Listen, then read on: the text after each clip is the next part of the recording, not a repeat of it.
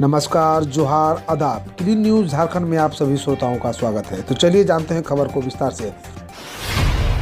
झारखंड के किसानों को राहत, मुख्यमंत्री सुखाड़ राहत योजना के 40 सरकार देगी, बोले कृषि मंत्री बादल। झारखंड के मुख्यमंत्री हेमंत सोरेन और राज्य सरकार सुखाड़ प्रभावित किसानों को लेकर काफी संवेदनशील है। किसानों के चेहरे पर मुस्कान आए, इसके लिए हम सभी को प्रयास करने होंगे। मुख्यमंत्री सुखाड़ राहत योजना के लिए अब सीएससी को 40 रुपये नहीं देने होंगे, सरकार इसका भुगतान करेगी। कृषि मंत्री बादल पत्रलेख ने नेपाल हाउस स्थित एनआईसी सभागार में उपायुक्तों और जिला कृषि पदाधिकारियों से वीडियो कॉन्फ्रेंसिंग के माध्यम से हुई विभागीय समीक्षा के दौरान से ये बातें कही। हजारीबाग में मिड डे मील में बच्चों को सड़ा अंडा देने का मामला जांच करने स्कूल पहुंचे डीएसई ने लगाई फटकार। झारखंड के हजारीबाग जिले के केरेडारी कन्या मध्य विद्यालय में बच्चों को एमडीएम यानी मिड डे मील घटिया भोजन एवं सड़ा अंडा देने के मामले में जिला शिक्षा अधीक्षक संतोष कुमार गुप्ता शनिवार को जांच करने विद्यालय पहुंचे। इस क्रम में जिला शिक्षा अधीक्षक ने एमडीएम का मुआयना किया। इसके साथ ही शुक्रवार को बच्चों को घटिया भोजन एवं सड़ा अंडा देने को लेकर बच्चों से पूछताछ की। बच्चों ने विद्यालय प्रबंधन के द्वारा एमडीएम के घटिया भोजन एवं सड़ा अंडा देने की बात कही। इन्होंने शिकायत की कि मेन्यू के अनुसार उन्हें मध्याह्न भोजन भी नहीं दिया जाता है। इस मामले में डीएसई ने बीईओ को कार्रवाई का निर्देश दिया। देवघर के जसीडी इंडस्ट्रियल एरिया में खुलेंगी 19 नई यूनिट। जेआईएडीए ने निवेशकों को आवंटित की 30 एकड़ जमीन। Jharkhand industrial area development authority ने जसीडी इंडस्ट्रियल एरिया में 19 नई यूनिट खोलने के लिए जमीन आवंटित कर दी।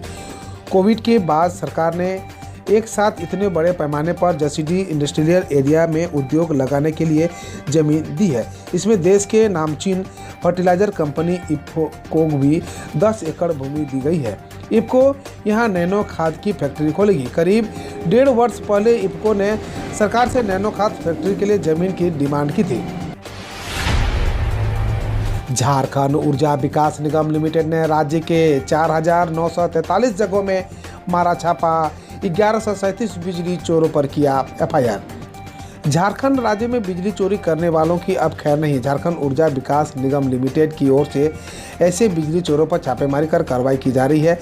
ऐसे चिन्हित प्रतिष्ठानों पर न केवल छापेमारी की जा रही है, बल्कि उन पर संबंधित थाने में भारतीय विद्युत अधिनियम 2003 के तहत एफआईआर की तत्काल की जा रही है। निगम की ओर से इस तरह की कार्रवाई के बाद से राज्य भर में हड़कंप मचा हुआ है। निगम से मिली जानकारी के अनुसार पूरे राज्य में 23 नवंबर को एक दिवसीय छापेमारी अभियान चला गया, जिसमें 1137 लोगों पर एफआईआर दर्ज किया गया। अब आप ऑन द स्पॉट भर सकेंगे ऑनलाइन ट्रैफिक चालान का जुर्माना। झारखंड पुलिस ने की व्यवस्था। क्यूआर कोड और एटीएम कार्ड से अब किसी भी चौक पर ऑन स्पॉट ट्रैफिक चालान का जुर्माना भरा जा सकता है। इसके लिए सभी चौक पर तैनात ट्रैफिक पुलिसकर्मियों को पॉस मशीन दी गई है। इसमें सारी सुविधा मौजूद है। पॉस मशीन में क्यूआर कोड के जरिए किसी भी यूपीआई से पेमेंट किया जा सकता है। साथ ही किसी भी बैंक के एटीएम कार्ड के जरिए ऑन स्पॉट जुर्माना काटे जाने पर उसी जगह जुर्माना भरा जा सकता है।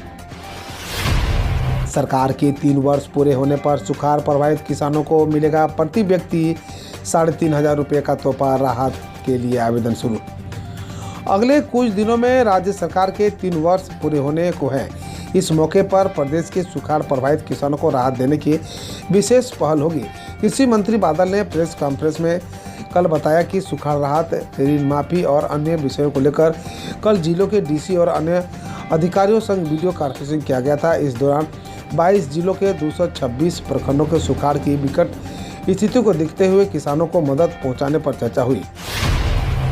मिड डे मील खाने के बाद आंध्र प्रदेश में बीमार पड़े 25 छात्र अस्पताल में हुए भर्ती।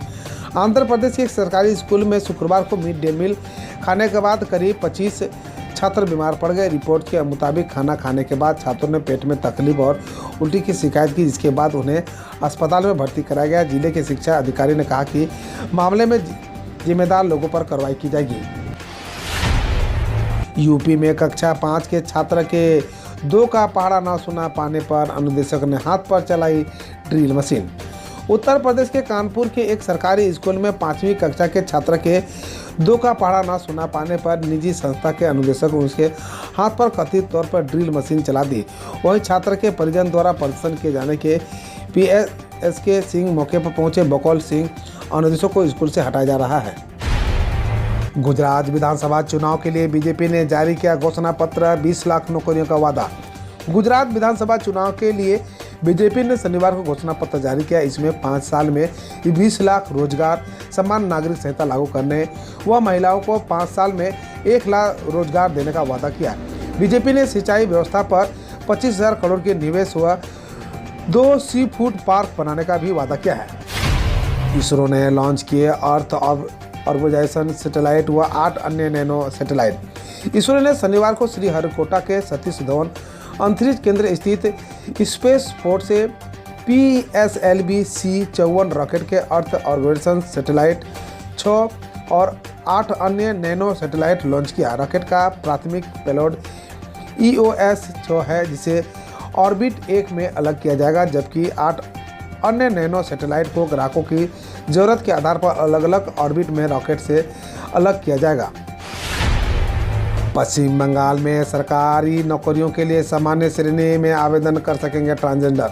पश्चिम बंगाल के कैबिनेट की शुक्रवार को हुई बैठक में राज्य में ट्रांसजेंडर समुदाय के लोगों को सामान्य श्रेणी में सरकारी नौकरी के लिए आवेदन करने की अनुमति दी गई है। एक अधिकारी ने बताया कि इस संबंध में विधेयक विधानसभा के आगामी बजट सत्र में पेश किया जाएगा। उन्होंने कहा कि इस कानून से ट्रांसजेंडर को नौकरी पाने में मदद मिलेगी। संविधान भारत की सबसे बड़ी ताकत है, डिजिटल कोर्ट पहल लॉन्च करते हुए पीएम नरेंद्र मोदी बोले। प्रधानमंत्री नरेंद्र मोदी ने संविधान दिवस पर शनिवार को virtual justice clock, justice mobile app, 2 digital court और SWS वेबसाइट लॉन्च की। भारत के मुख्य न्यायाधीश TY चंद्रचूड़ की उपस्थिति में 4 डिजिटल कोर्ट पहल की शुरुआत करते हुए प्रधानमंत्री ने कहा कि संविधान भारत की सबसे बड़ी ताकत है। उन्होंने देशवासियों को संविधान दिवस की शुभकामनाएं दी।